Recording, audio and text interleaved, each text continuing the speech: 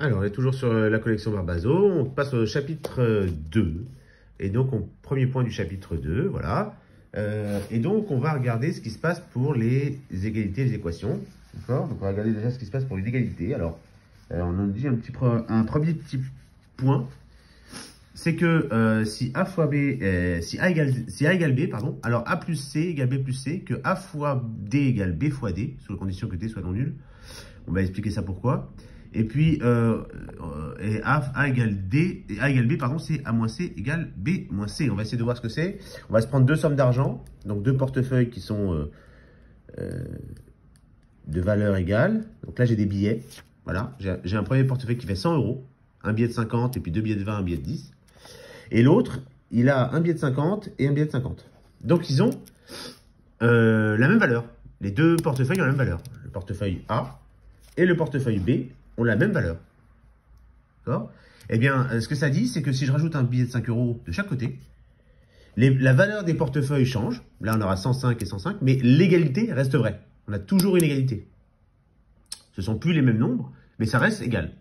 Et pareil, si j'enlève un billet de 50 de chaque côté, pareil, les sommes restent égales. Et quand je multiplie 100 par 2, bah, ça fera 200, mais là, ça fera 200 aussi. Quand je multiplie ça par 3, bah là, ça fera également, et je multiplie également celui-là par 3, ça fera également une égalité. D'accord?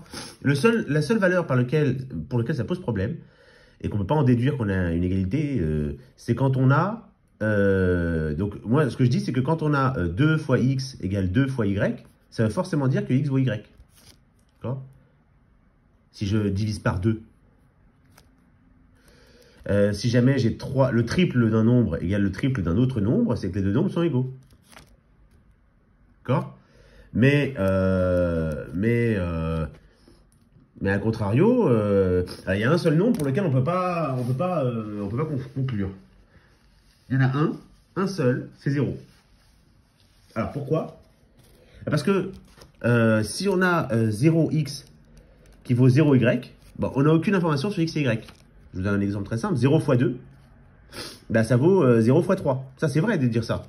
0 fois 2, c'est bien égal à 0 fois 3. Ça fait 0 dans les deux cas. Et pourtant, bah, on ne peut pas affirmer que 2 égale 3.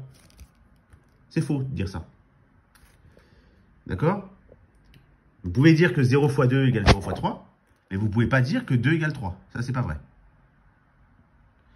Donc, il faut bien faire attention à ça. Après, on nous dit une autre chose, c'est une équation produit nulle. Donc, A fois B vaut 0 équivaut à dire que A égale 0 ou que B égale 0. Hein. Si un produit vaut 0, l'un des deux vaut 0. Par contre, si on a un produit qui ne vaut pas 0, donc qui est non nul, alors ça va forcément dire que le premier n'est pas 0 et également que le deuxième n'est pas 0. Donc là, dans un cas, c'est un ou, dans un cas, c'est un et.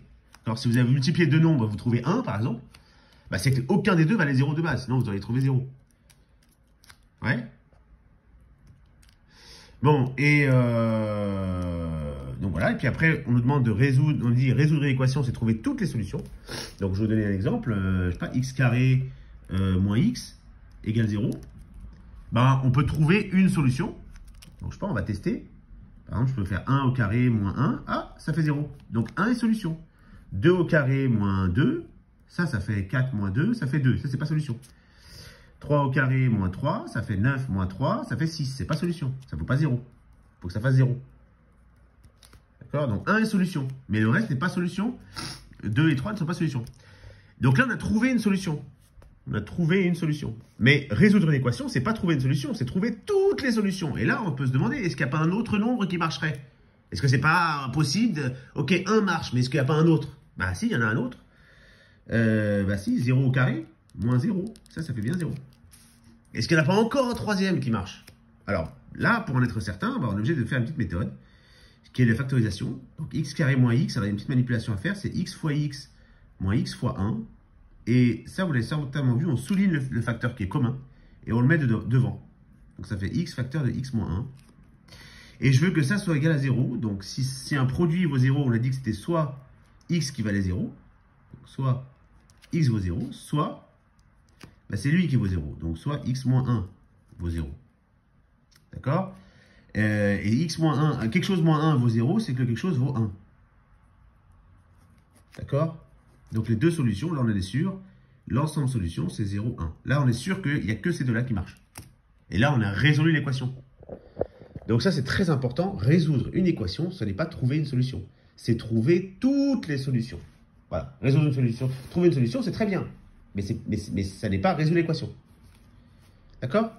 Voilà, j'espère que je vous ai un peu éclairé sur ces histoires d'égalité et d'équation. Voilà. Bon, bah, on verra ça pour le cours suivant.